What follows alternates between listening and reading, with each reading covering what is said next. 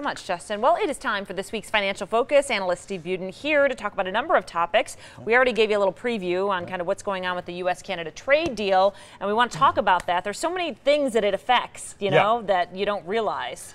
Yeah, and the first thing I will say, it's not law. It was just this agreement is going to be signed at the end of November, and then it has to pass Congress. And we know what that means.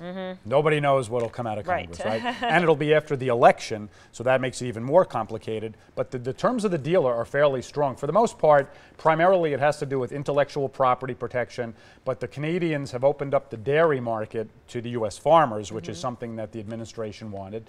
And auto manufacturing. A lot of cars are made back and forth here in the U.S. and Canada, and it keeps that supply chain open, which is win-win for everybody.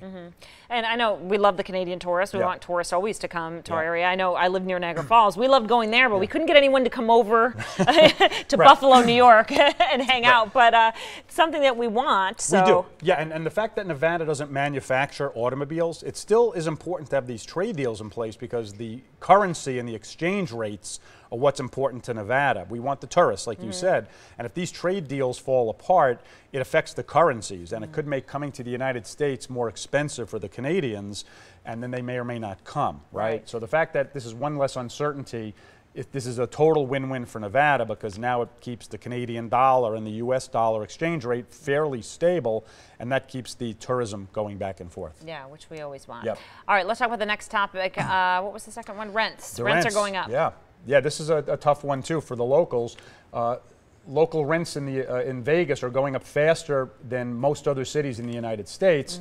And what also hurts us a little bit is the incomes are not going up as much. So the average Las Vegan who's renting a home, a condo, an apartment is seeing their rents go up and their paychecks are not going up as much. And these are not things that you can snap your fingers and open up more apartments. It takes a while to get the apartments zoned and built. So we're playing some catch up here. And it's just something to keep an eye on. And it could impact the local economy if people don't have places to live. Yeah, I mean, when you've got rent going up and then your salary's not going up, I think it's always a hard position to be in because if you move, you've got to pay to move. And so you're like, do I just stay? And it really becomes a predicament. I've seen people come into the newsroom and go, look, my rent's going up. I don't know what to do, you know? Right, and in that situation, maybe they take on roommates, and it just adds to more issues and things that may or may not be done legally, right? All right. All right, let's talk about this new law mandating women, this is in California, to serve on corporate boards. At least one woman? At least one woman.